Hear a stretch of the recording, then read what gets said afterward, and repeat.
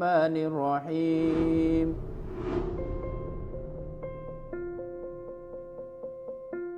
Assalamualaikum warahmatullahi wabarakatuh. Sahabat muslim yang dirahmati Allah subhanahu wa ta'ala, InsyaAllah pada hari ini saya Muhammad Hakim Bawazir kembali menjumpai para peserta yang mana mereka ingin melakukan prosesi ruqyah syar'iyyah. Mudah-mudahan dengan izin Allah segala penyakit dan keluhan Allah angkat dan Allah ganti dengan kesehatan, dan Allah subhanahu wa ta'ala memberikan kepada saya kemudahan dalam menangani segala macam keluhan.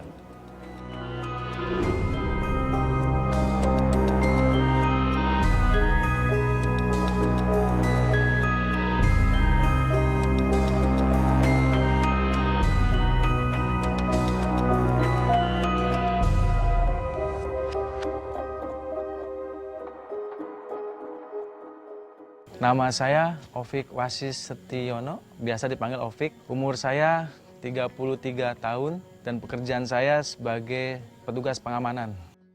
Assalamualaikum, Mas Ovik namanya ya? Ya, waalaikumsalam. Ya, alhamdulillah udah sampai sini. Gimana Mas Ovik ini? Datang ke sini memang sengaja ingin diruqyah? Sengaja, memang sengaja saya ingin. Ya. Saya ingin diruqyah dikarenakan di dalam tubuh saya merasa nggak enak, akhirnya saya bersedia diruqyah oleh Ustadz Abah Hakim Bawazir. Dan untuk peserta selanjutnya, saya kedatangan tamu yang bernama Mas Ovik. Dia mengeluhkan memang beberapa keluhan, di antaranya ada satu yang bikin dia tidak nyaman. Dia merasa selalu diawasi dengan sesosok makhluk. Sebelumnya nih Mas Ovik ada ngamalkan sesuatu nggak? Keilmuan atau apa? Wiritan? Iya. Iya, ada amalan yang Mas Amalan. Masya Allah. Itu didapat dari mana Mas Ovik? Saya nonton YouTuber. Masya Allah. Jadi Mas Ovik melakukan satu amalan wiritan lah ya, jenisnya wiritan. Iya. Berasal dari YouTube. Iya. Masya Allah. Saya belajaran wiritan di YouTube karena ingin memperdalam ilmu biar adanya terwujudnya mata batin saya terbuka lebih jelas. Jadi tanpa ada apa namanya bimbingan seorang guru ya. Iya. Tapi Mas Ovik tahu proses ruqyah itu seperti apa gitu. Tahu nggak yang dimaksud dengan ruqyah itu sendiri? Saya belum tahu. Belum tahu ya? Belum. Jadi ruqyah itu memang satu metode pengobatan ala Rasulullah Shallallahu Alaihi Wasallam dengan cara dibacakannya ayat-ayat suci Al-Quran. Kenapa Mas Ovik kayaknya merasa ada sesuatu yang beda ini? Iya, takut. Takut? Iya. Takut sama saya atau takut diruqyah? Takut apa? Takut ya? Masya Allah. Dan di saat saya baru ingin memulai prosesi ruqyah, sudah nampak sekali Mas Ovik merasa gelisah dan tidak nyaman ketika berdialog dengan saya. Ketika ditanya sama Pak Ustadz, tangan saya sudah mulai bereaksi karena aura saya sama Pak Ustadz tersendiri itu udah mulai berbenturan. Makanya ada pergerakan tangan, sebelum dia ada pertanyaan, saya udah mulai merasakan ketakutan. A'udzubillahi minasyaitonirrajim. Bismillahirrahmanirrahim. Alhamdulillahi rabbil alamin. Ar-Rahmanir-Rahim. Maliki yaumiddin. Iyyaka na'budu wa iyyaka nasta'in. Ihdinas siratal mustaqim. Siratal ladzina an'amta 'alaihim ghairil maghdubi 'alaihim waladdallin. Ketika saya dibacakan ayat-ayat suci Al-Quran, saya mulai merasa ada pergerakan yang tanpa saya sadarin ingin melawan Pak Ustadz. Dan di saat saya memulai prosesi ruqyah, tiba-tiba muncul sosok lain yang timbul di tubuh Mas Ovik dengan sosok yang ingin menyerang saya, sosok macan, dan sosok-sosok yang memang menunjukkan betapa kuatnya makhluk yang berada di tubuh Mas Ovik. Bismillahirrahmanirrahim. Allahu la ilaha illa huwal hayyul qayyum la ta'khudhuhu sinatun wa la nawm lahu ma fis samawati wa ma fil ard man dhal ladzi yashfa'u 'indahu illa bi'idhnihi ya'lamu ma baina aydihim wa ma khalfahum wa la yukhituna bi syai'in min 'ilmihi illa bima syaa wasi'a kursiyyuhu as-samawati wal ardh wa la ya'uduhu hifdhuhuma wa huwal 'aliyyul 'azim.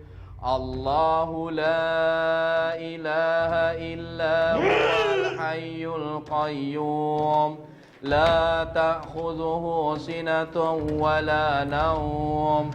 Memang wujud macan yang nampak ketika prosesi ruqyah itu menunjukkan bahwasanya makhluk yang berada di dalam tubuh Mas Opik ini memiliki karakter macan atau memiliki keilmuan macan dengan ditandai dengan cengkraman yang begitu kuat. Man dzal ladzi yashfa'u 'indahu illa bi'idhni ya'lamu ma baina aydihim wa ma khalfahum wa la yukhituna bi syai'in min 'ilmihi illa bima syaa wasi'a kursiyyuhu as-samawati wal ardh wa la ya'uduhu hifdzuhuma wa huwal 'aliyyul 'azim. Tanpa saya sadarin, saya merasa panas gitu, kebakar gimana gitu, makanya saya menutup telinga. Dan saya terus membacakan ayat-ayat ruqyah sehingga makhluk yang ada di dalam tubuh Mas Opik mengeluarkan sebuah respon dengan menutup kedua telinganya. Ini menunjukkan bahwasanya ayat-ayat ruqyah yang saya bacakan betul-betul mengena kepada makhluk yang berada di tubuh Mas Opik sehingga dia berusaha untuk tidak mendengar lantunan ayat suci Al-Quran yang saya bacakan. Sudah berapa lama Anda di tubuh Mas Opik ini? Hah? Ayo. Mendingan kita duduk, kita berbincang, kita ngobrol. Hah? Nggak mau? Berarti Anda maunya mendengarkan ayat-ayat suci Al-Quran. Masya Allah, la quwata illa billah. Anda berasal dari mana ini? Apa lantaran karena Mas Opik mengamalkan sesuatu dari YouTube? Dari internet? Iya. Apa yang dia baca memang sehingga Anda begitu mudah menguasai tubuh Mas Opik? Berzikir. Berzikir kan baik. Itu menyebut asma Allah, mengingat Allah. Menyesatkan. Memang apa yang dibaca, yang dizikirkan apa? Ada tambahan. Bisa ulangi lagi? Ada tambahan. Ada tambahan. Jadi tidak murni zikir itu bersumber dari Rasulullah SAW, tapi ada tambahan-tambahan. Kalau di saat saya berzikir itu ada hawa dingin, ada hawa panas, tergantung amalan-amalan kita. Kalau kita kan berzikir itu paling banyak 1000. Setiap hari Senin itu amalnya beda-beda. Contoh hari Senin membaca la wala wala quwata illa billah. Di hari Selasa ada pembacaan subhanallah wa bihamdihi wa ni'mal wakil wa ni'man nasir gitu. Dan hari Kamis tersendiri nih, di hari Kamis tersendiri ada bacaan tertentu gitu. Hari-hari tiap hari Senin, Selasa, Rabu, Kamis, Jumat, Sabtu, dan Minggu itu ada bacaan tersendiri yang beda. Anda berasal dari mana?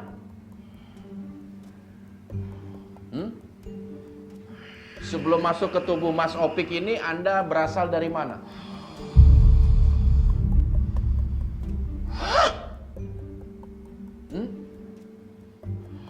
Sebuah makam, sebuah laut, sebuah gunung. Gunung. Gunung. Batu Raden. Batu Raden. Hah? Ternyata makhluk itu berasal dari daerah Purwokerto, di daerah Batu Raden.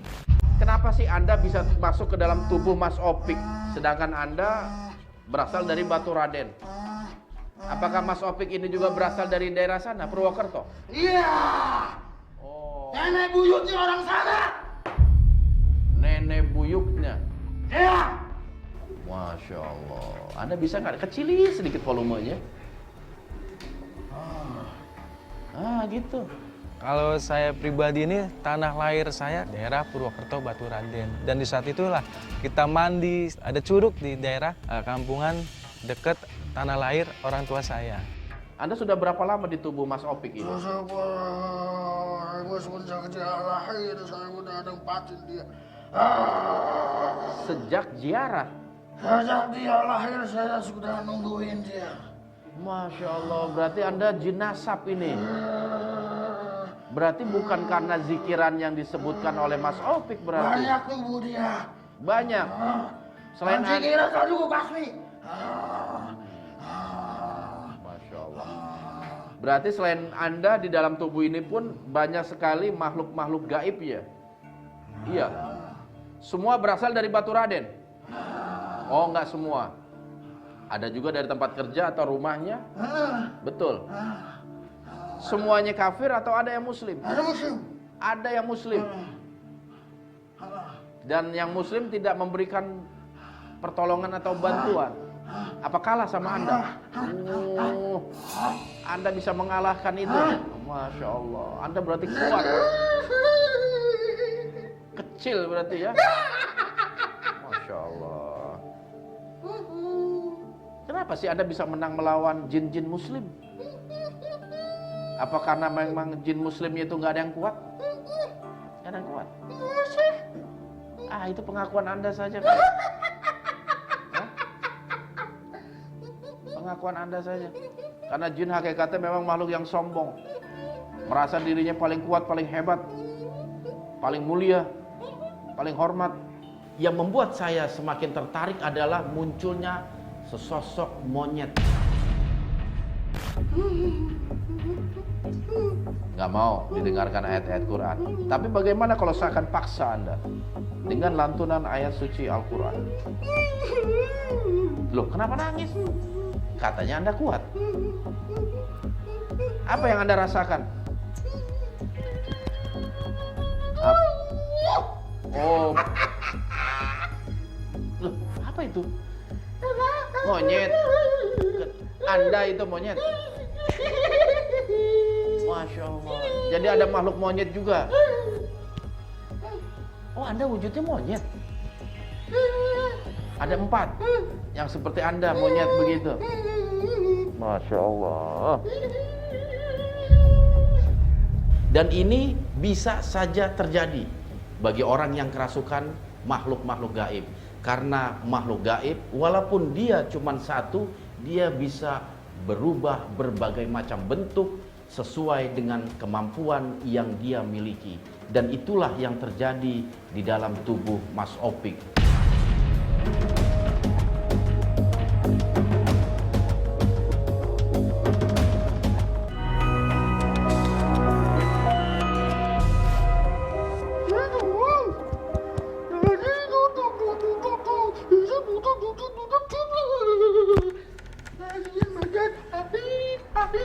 Iya betul, itu yang Opik rasakan. Anda nggak kesian apa sama Opik merasakan pinggang, sakit pundak?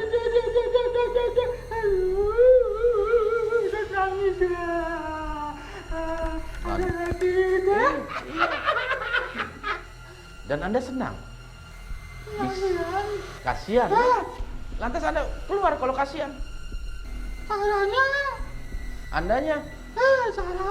Cara pengen keluar tapi Oh, caranya. kasihan suka ada yang usil sama dia.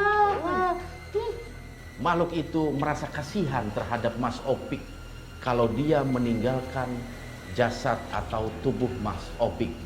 Ini sekali lagi sebuah tipu daya atau strategi makhluk agar kita tidak mengusir atau menghilangkan makhluk-makhluk gaib di dalam tubuh seseorang. وما أنزل على الملكين ببابل هاروت وماروت وما يعلمان من أحد حتى يقولا إنما نحن فتنة فلا تكفر فيتعلمون منهما ما يفرقون به بين المرء وزوجه وما هم بضارين به من أحد إلا بإذن الله ويتعلمون ما يضرهم ولا ينفعهم ولقد علموا لمن اشتراه ما له في الآخرة من خلاق ولبئس ما شروا به أنفسهم لو كانوا يعلمون. Lalu saya tetap melanjutkan ruqyah, prosesi ruqyah. Dan syukur alhamdulillah dengan izin Allah, serta merta makhluk yang ada di dalam tubuh Mas Opik pun keluar. Dan Mas Opik kembali sadar. Allahu la ilaha illa huwal hayyul qayyum la ta'khudhuhu sinatun wa la nawm lahu ma fis samawati wa ma fil ard man dzal ladzi yashfa'u 'indahu illa bi'idnihi ya'lamu ma baina aydihim wa ma khalfahum wa la yukhituna bi syai'in min 'ilmihi illa bima syaa wasi'a kursiyyuhu as-samawati wal ard ولا يؤوده حفظهما وهو العلي العظيم. Pada dasarnya saya dulu belum pernah sih ada perjanjian, cuman kata orang tua saya waktu di saat hamil 7 bulan itu orang tua saya sempat dibawa kabur sama yang namanya kolong wewe gitu. Sempat diumpetin berapa sampai satu kampung di tempat saya itu sampai geger nyariin ibu saya gitu di saat posisi saya ada di dalam kandungan. Pengen mastiin lagi. Dan duduk yang rileks. Ya Hayyu Ya Qayyum birahmatika nastaghis aslih lana su'ulana kullaha ولا تكلنا إلى أنفسنا طرفة عين. Ayo musuh Allah keluar. Musuh Allah keluar. Musuh Allah keluar. Musuh Allah keluar. Wasi'a kursiyyuhu as-samawati wal ard ولا يؤوده حفظهما وهو العلي العظيم.